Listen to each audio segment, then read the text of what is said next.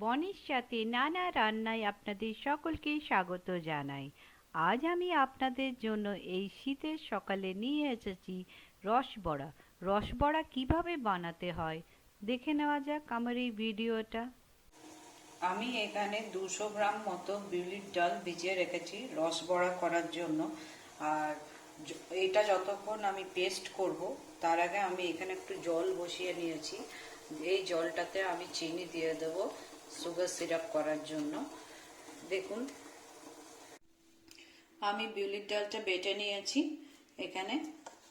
আর এমনি করে একদিকেই আপনারা ফেটিয়ে নেবেন।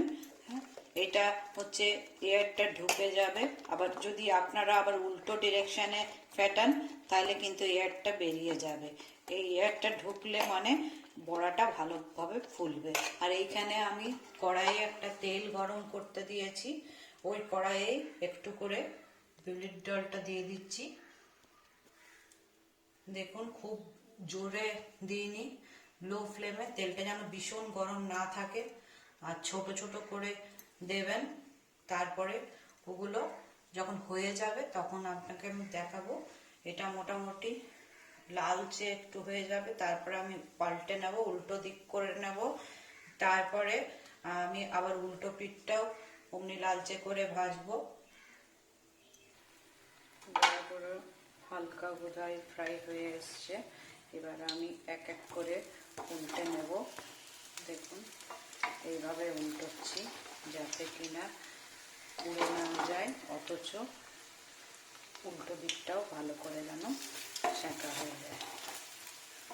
এমনি করে যদি ফ্রাই হয় তাহলে আপনাদের এবারে আমি উল্টো পিঠটাও ফ্রাই করব সেই একই ইয়েতে, সেম প্রসেসে। এরপরে আবার উল্টো পিঠটাও যখন লাল হয়ে যাবে তখন আমি আপনাদের দেখাচ্ছি।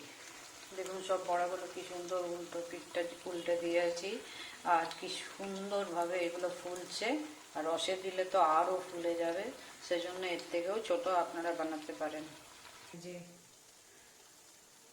আমি এবারে আস্তে আস্তে সব বড়াগুলো এখানে একটা প্লেটে উঠিয়ে নিচ্ছি। এরপরে আমি একটা গরম রস করেছি একটা জায়গাতে, সেইখানে দেওয়ার আগে আমি জাস্ট তেলটা যাতে এখানে নিয়ে নেয়, টেনে নেয়, তাই জন্য আমি সব উঠিয়ে নিচ্ছি।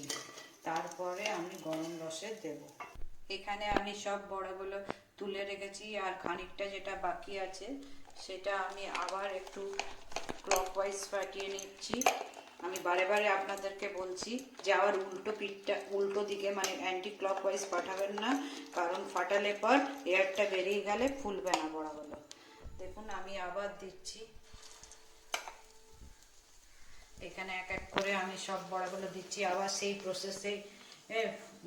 যখন লাল হয়ে যাবে তারপরে আমি রসে দেব।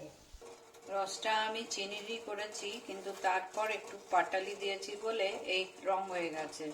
পাটালিটা একটু টেস্ট হবে, শীতকাল তো তাই জন্যে। এবারে দেখুন আমি বড়াগুলো এক এক করে দিয়ে দিচ্ছি সব।